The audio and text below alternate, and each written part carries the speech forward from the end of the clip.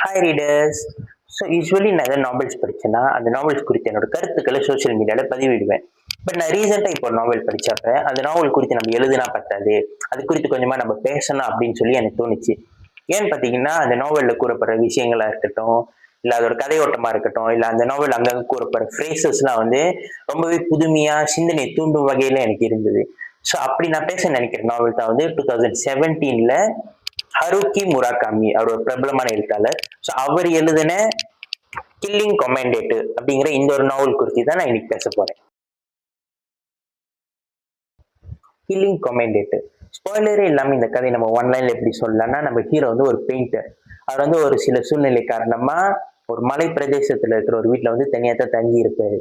அந்த வீடு யாருக்கு சொந்தம்னு பாத்தீங்கன்னா, ஒரு மிகப்பெரிய லெஜெண்டரி பெயிண்டரோட வீடு. பட் வந்து இப்போ வந்து அவருக்கு வயசானதுனால அவர் வந்து ஒரு ஓல்டேஜ் ஹோம்ல இருப்பாரு. ஸோ அந்த வீட்டோட பொறுப்பு வந்து அந்த பெயிண்டரோட மகன் கையில இருக்கும்.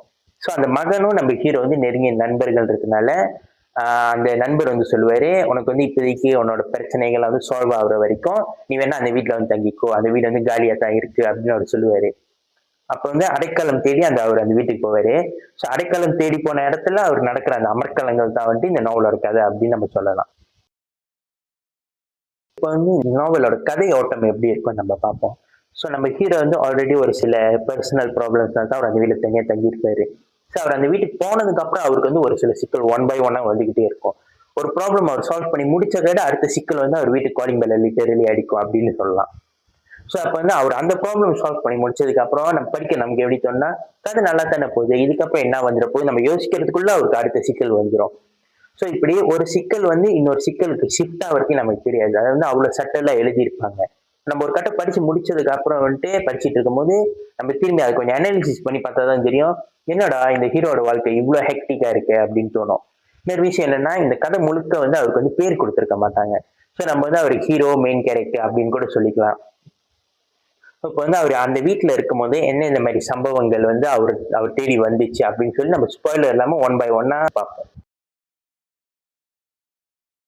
நம்ம ஹீரோ தேடி வந்த முதல் சம்பவமே வந்து இந்த நாவலோட தலைப்பு ஒட்டுனோட தான், அதாவது கில்லிங் கொமெண்டேட்டர். நம்ம முதல் சொன்னோம்ல, நம்ம ஹீரோ வந்து ஒரு மிகப்பெரிய பெயிண்டரோட வீட்டுல தங்கி இருக்காருன்னு. ஸோ அப்படி அந்த வீட்டுல ஒரு நாள் தங்கி இருக்கும் போது அந்த வீட்டுல வந்து அட்டிக்னு சொல்லி கூரை பகுதிக்கு மேல ஒரு பகுதி இருக்கும். ஸோ அங்க வந்து அவர் வந்து ஒரு நாள் என்ன கண்டுபிடிப்பாருன்னா, ஒரு பழைய துணி பேப்பரால சுத்தின ஒரு தூசி படிஞ்ச ஒரு பெயிண்டிங்கை கண்டுபிடிப்பாரு. அந்த பெயிண்டிங் எடுத்துட்டு அவர் வந்து அந்த பெயிண்டிங்லாம் வரையிற அந்த ரூம்குள்ள வந்துட்டு அவர் அந்த பெயிண்டிங்கை பார்க்கும்போது அது வந்து ரொம்பவே கலைநயத்தோட வரையப்பட்டதா இருக்கும். அதே சமயம் கொஞ்சம் பயங்கரமாவும் இருக்கும். ஸோ அந்த அந்த பெயிண்டிங் வந்து கில்லிங் கொமெண்டேட்டர்னு சொல்லிட்டு அந்த பெயிண்டிங் பேரும் இருக்கும். ஸோ அந்த பெயிண்டிங் எப்படி இருக்குன்றத நான் வந்து ஸ்கிரீன்ல காட்டுறேன். ஸோ இப்படிதான் வந்து அந்த பெயிண்டிங் இருக்கும். ஸோ இந்த பெயிண்டிங் பின்னாடி என்ன இருக்கு, இதே வந்து இவ்வளவு மர்மமா இருக்கு. அண்ட் தென் இந்த பெயிண்டிங் வந்து அந்த பெயிண்டர் வந்து ரிலீஸ் பண்ணல எங்கேயுமே. ஸோ அப்படி இருக்கும்போது அதையும் அவர் மறைச்சு வச்சிருந்தாரு, இதுக்கு என்ன சரித்திரம் இருக்கும் அப்படின்றது வந்து நம்ம படிக்க படிக்க நமக்கு வந்து ரொம்ப சுவாரஸ்யமாவே சொல்லியிருப்பாங்க. மொதல் சம்பவம் வந்துட்டு ஒரு பெயிண்டிங் ரூபத்துல வந்துச்சு. அடுத்த சம்பவம் வந்து அது வந்து ஒரு பெல் ரூபத்துல வரும். எப்படின்னா நம்ம ஹீரோ வந்து அண்ணா நைட்டு தூங்கிட்டு இருக்கும் போது இப்போ ஏர்லி மார்னிங் 1:30ல 2:30க்குள்ள வந்து அவருக்கு வந்து ஒரு மணி அடிக்கிற சவுண்ட் கேட்டுக்கிட்டே இருக்கும். அவர் வீடு முழுக்க தேடி பார்ப்பாரு, ஆனா அந்த மணி வந்து வீட்டுல இருக்காது. பட் இந்த ஏன் அவர் வந்து ஒரு ஒரு ஒரு சீக்ரெட்டான ஒரு இடத்துல வந்து அந்த மணியை கண்டுபிடிப்பாரு.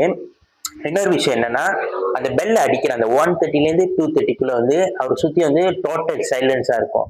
இப்போ வந்து இந்த நைட் ஆகுனா இந்த கிரிக்கெட்ஸ் இந்த மாதிரி பூச்செல்லாம் கத்தோம்ல, அந்த மாதிரி எந்த சவுண்டு கேட்காது, டோட்டல் சைலன்ஸா இருக்கும். பட் ஆஃப்டர் 2:30 அந்த மணி அடிக்கிற சவுண்டு நின்றோடனே திரும்பி அந்த சவுண்ட் எல்லாம் வந்து திரும்பி அவர் கேட்க ஆரம்பிக்கும்.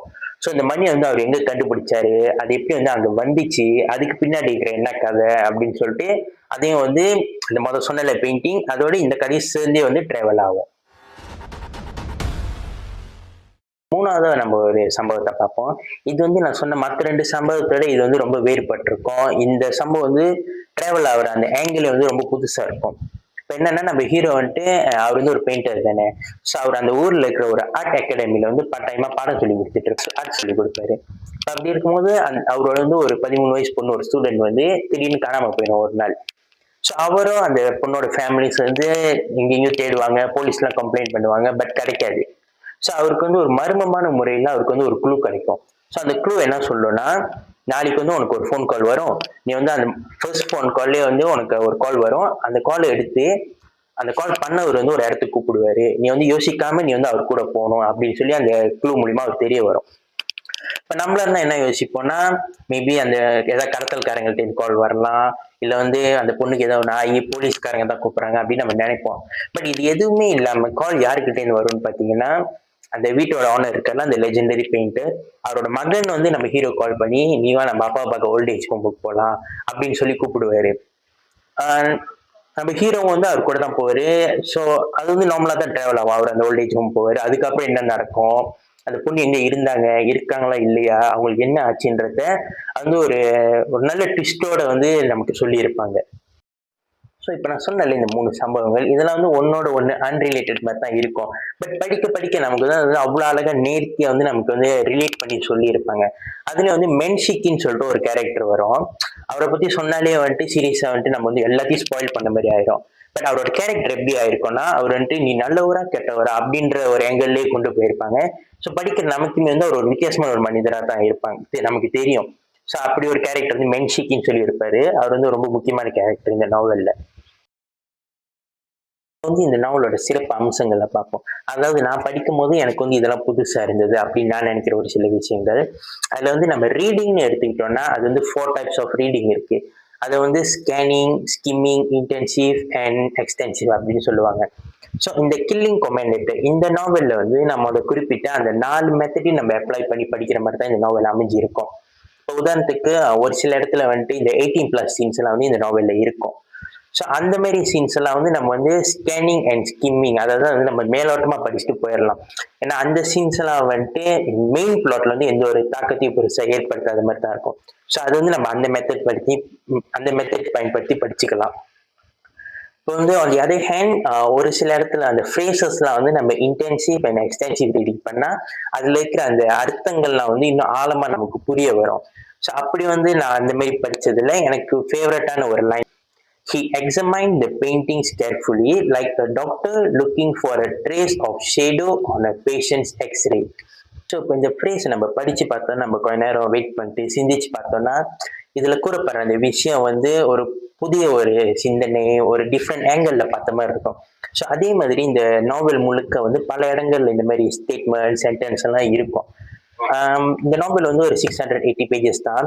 பட் இது வந்து எந்த அளவுக்கு இன்ட்ரெஸ்டிங்கா கொண்டு போயிருப்பாங்கன்னா நமக்கு வந்து படிக்க படிக்க வந்துட்டு இந்த பேஜஸ் முடியறதே தெரியாது. அந்த அளவுக்கு இன்ட்ரெஸ்டிங்கா ஒரு சஸ்பென்ஸ்ஃபுல்லாவே கொண்டு போயிருப்பாரு அந்த எழுத்தாளர். That's it readers. So Haruki முராகமியோட கில்லிங் கொமெண்டேட்டர். ஸோ இந்த நாவலை நீங்களும் படிச்சிருந்தீங்கன்னா தாராளமா உங்களோட கருத்துக்களையும் வந்து நீங்க கொமெண்ட்ல போடலாம். அப்படி இல்லை நீங்க வேற ஏதாவது நாவல் படிச்சு இந்த நாவலை சஜஸ்ட் பண்ணிச்சுன்னா அதையும் கண்டிப்பா சொல்லலாம். இப்போ வந்து இந்த நாவல் வந்து படிச்சே ஆகணும் அப்படின்னு நீங்க யாருக்கா சஜஸ்ட் பண்ற நாவல்ஸா இருந்தா கூட சொல்லுங்க. படிச்சுட்டு வாய்ப்பு வரும்போது அது குறித்து நம்ம ரிவ்யூ பண்ணலாம். டில் தென் பீஸ் அவுட்.